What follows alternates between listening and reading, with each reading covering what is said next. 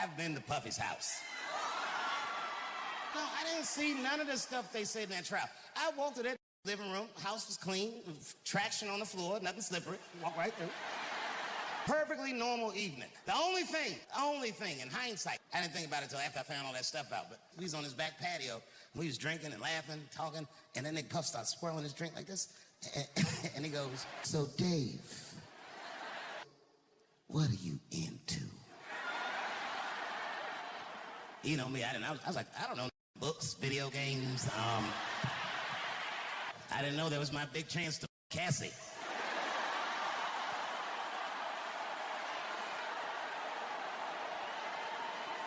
I'm not making light of her. What she went through was terrible. But remember, because they kept showing this video of him beating her up in a hotel hallway, which was a terrible video, but he wasn't on trial for that.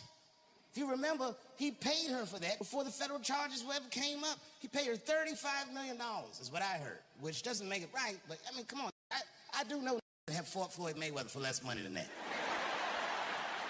And then had to fight for 36 minutes. But Cassie is a gangster. She did something that I wouldn't wish on my worst enemy. She had to testify about her sex life. Boy, that's tough. God save us all from that. Anything you say about sex publicly is going to sound bad. Even if you're talking about your wife face to face. If the judge is like, "Did you your wife face to face?" "Yes, Your Honor, I did." "But could you describe the..." "Well, yes, I looked at her in her cold, bored eyes, and then I pulled those big panties aside, and it's like a bush that just screams, 'I don't give a f**,' and I just, you know what I mean, just power through it, you know what I mean?" Cassie had to do way harder than that. Them questions, they was asking her all kinds. "Did Sean Combs pee in your mouth?" I was like, oh my God. She didn't hesitate. "Yes, Your Honor, he did. I'm sorry. I don't like talking about this, but I'm gonna do it. He got mad because I said, well, you know, maybe Puff will get off. And I said, I hope so. And the crowd was like, boo. Look, it's not that I think Puff is right, but when I got attacked in LA at the Hollywood Bowl, people forget Puff was the guy that tackled my attacker. He saved my life. It's hard to be mad at after that. I had security that night, but you know what I mean? They just wasn't ready. They had some slippery shoes on, or something, they ran out. All them slipped and fell, and Puffy got my attacker and tackled him. And then years later, when I heard about that baby oil, I was like, what did those slip on?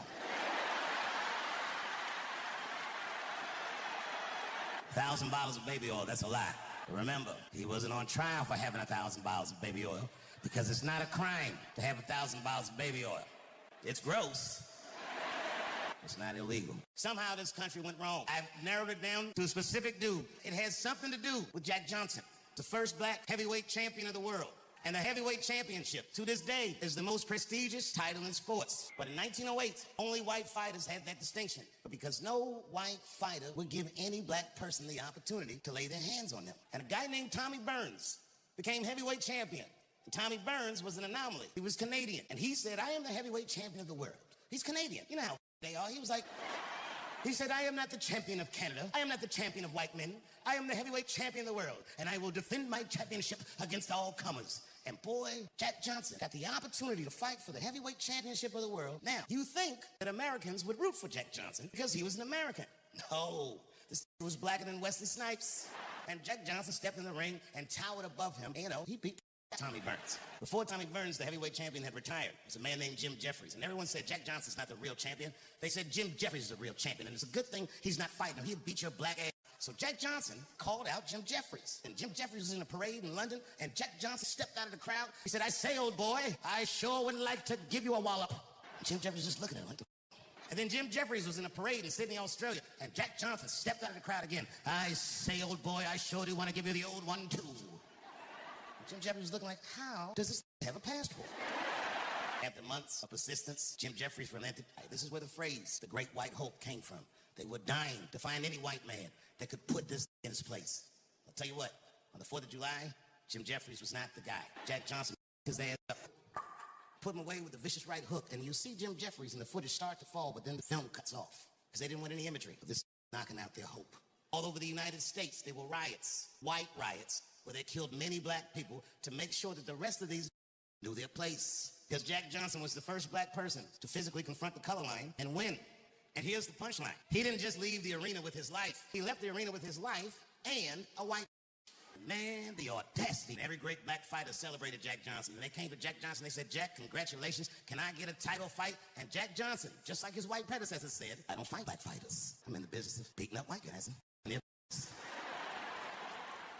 And one after another, they lined up the great white hoax. Jack Johnson would vanquish them all. In fact, it took an act of Congress to stop him.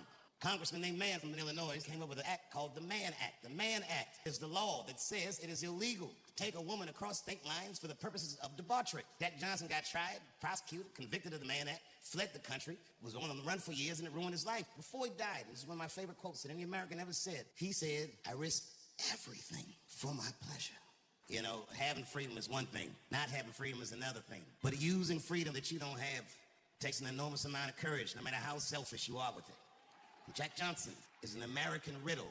Charlie Kirk was alive and well. This is another reason it's hard to talk in America, because, you know, if you talk for a living and see Charlie Kirk get murdered that way, I'm gonna be honest, I was shook. I mean, Charlie Kirk is the wholesome white guy, and they killed this. I said, these whites, we've never seen them like this. They're playing for keeps. And remember, the next day in the news, when all the information was still shoddy, they came out, they were like, apparently there were transgender messages inscribed on the bullets. I was at home like, oh no! I'm dead as fried chicken! And then weeks later, they said what was written on the bullets. One of the bullets had Bella Chow, Bella Chow, Bella, Bella, Bella Chow written on it. Another bullet had written on it, if you're reading this, you're gay.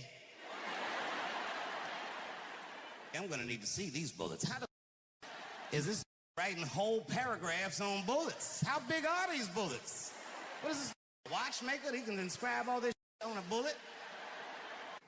And this is why I feel for Charlie Kirk's fans, because I know what it's like to see someone you look up to and admire gunned down by a nobody. Oh my God. It's so hard to accept that. When I got off stage, T.I. was backstage with a friend of his that I didn't know. I just knew his friend was somebody because everyone was acting all excited that he was back there. So I asked him, I go, yo, Tip, who's your man? And he's like, oh, that right there? He goes, that there is the future of hip-hop. And I was like, well, you just calm down. So then I asked the dude, I said, yo, my man. I said, what's your name? And the dude looked over, he said, I'm Nipsey. This was Nipsey Hussle. That night, me and T.I. and Nipsey went out, and we had a blast. Good time, not a freak-off fun, but fun.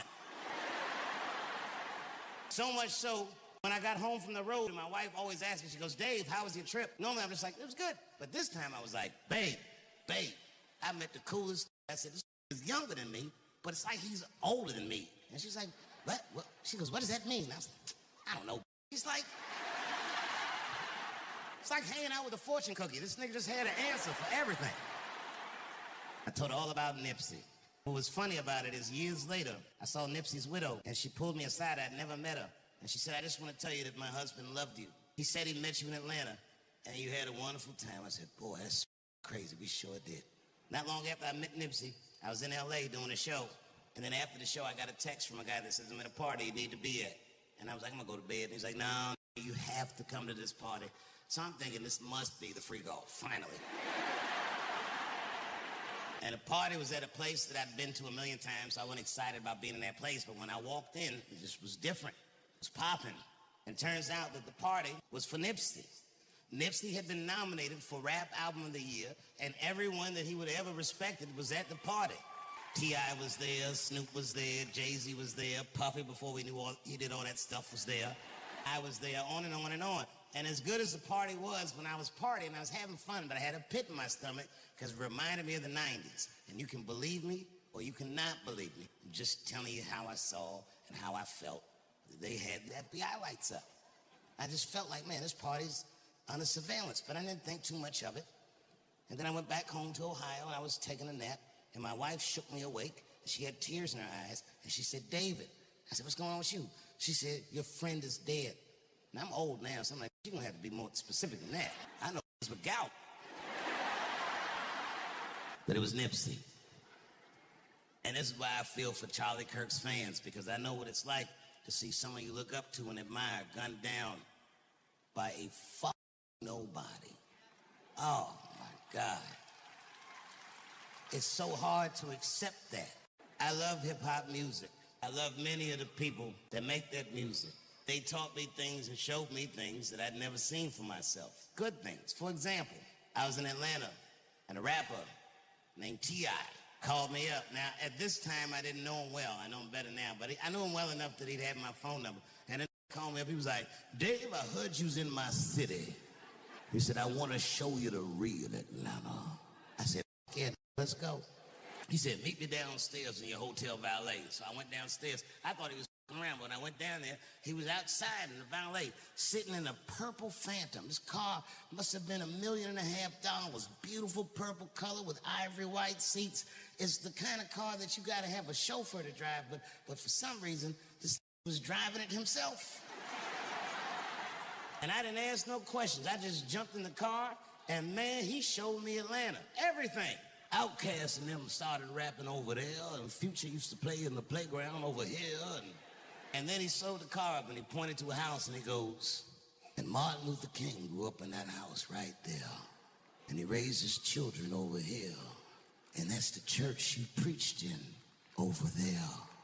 And then we stopped at a red light, and these little black kids rushed the car from the other side of the intersection. These kids in Atlanta, if you know, they're called the Water Boys.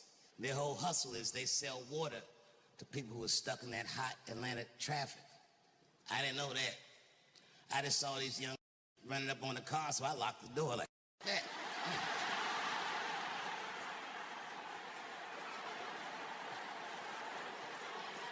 T.I. rolled his window down, started giving the kids orders. Slow down, don't just run up on somebody's car. You don't know what they got in there. Smile so you look less threatening. And remember your manners. Yes, sir, no ma'am, please, thank you. That'll keep you alive. And keep that condensation on that water so it looks refreshing and delicious. And then that kid realized that he was talking to a legend. He said, oh my God. He said, thanks, T.I., and held his hand out for some money. And that T.I. looked at him and said, I done gave you the game, and rolled up the window and drove away.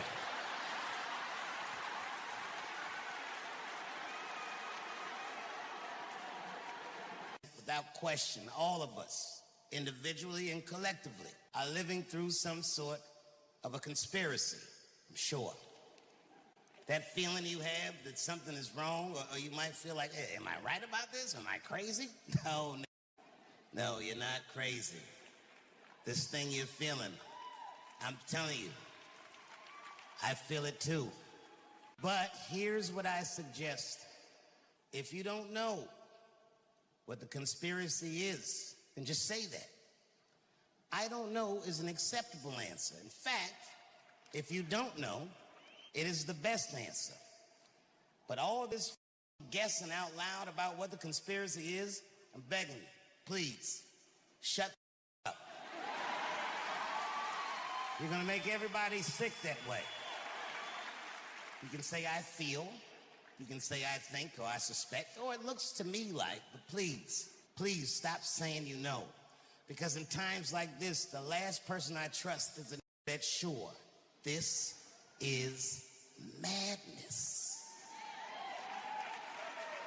I was at a Stevie Wonder show, and Stevie Wonder didn't know I was there. I was on the side stage, and this was a very special night.